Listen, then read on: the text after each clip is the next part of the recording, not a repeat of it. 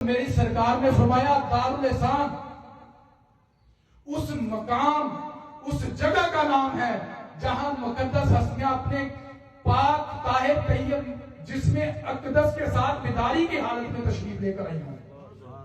فرمایا اس جماعت کی آستین میں کوئی بت نہیں، اس کا کوئی پول نہیں، اس کا کوئی راز نہیں، کوئی ایسا پول نہیں جو کھلے، کوئی راز نہیں جو فاش ہو، اس کی آستینوں میں بت نہیں، اس کے رہبر، اس کے رہنما، اس کے قائد، اس کے قائد عرفان بت گر نہیں، بت شکن ہے۔ میں اس کے سرپرست اعلیٰ، اس کا ہادی اللہ تبارک و تعالی اس جماعت کے ہادی ہیں، اس جماعت کے مہدی رسول اللہ صلی اللہ علیہ وسلم کی ذات ہے، اس کے شعبہ تبلیغ کے انچارج مولا حسین سبحان اللہ۔ سرکار نے فرمایا میں لو ہاتھی پارس نال پارس دے کھئی ہو یار، دوئی وجودوں دور کر کے ایک نہ ہو کے رہی ہیں یار۔ اسی منیا اس ایک نو، اللہ ایک، اللہ دے حبیب ایک، نہ اللہ دا کوئی ثانی، نہ اللہ دا کوئی ہمسر۔ سورہ اخلاص اللہ دی تعریف سورے پڑھ دے ہیں۔ اللہ دے حبیب اکرم صلی اللہ علیہ وسلم انبیاء دی ابتدا، انبیاء دا ختم، ختم نبوت دے تاجدار رسول اللہ صلی اللہ علیہ وسلم۔ آپ صلی اللہ علیہ وسلم جیسی ذات نہ پہلے آئی نہ کبھی آنی ہے۔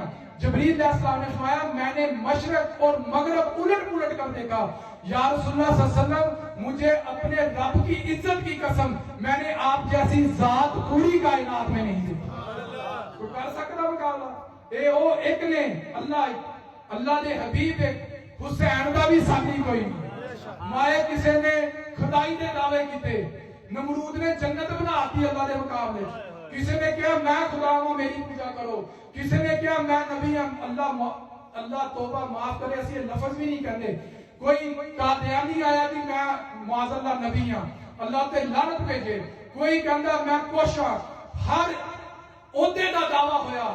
فرمایا ہوئے حسین کو اللہ نے او مقام دیتا، اج تک کوئی ماں دا لال اے اٹھ کے دنیا چ نہیں کہہ سکیا میں حسین ہوں، کوئی نہیں کہہ سکیا۔ خدائی دعوے کیتے، نبوت دے دعوے کیتے، لیکن حسین دا دعویٰ کوئی نہیں کر سکیا۔ کیوں؟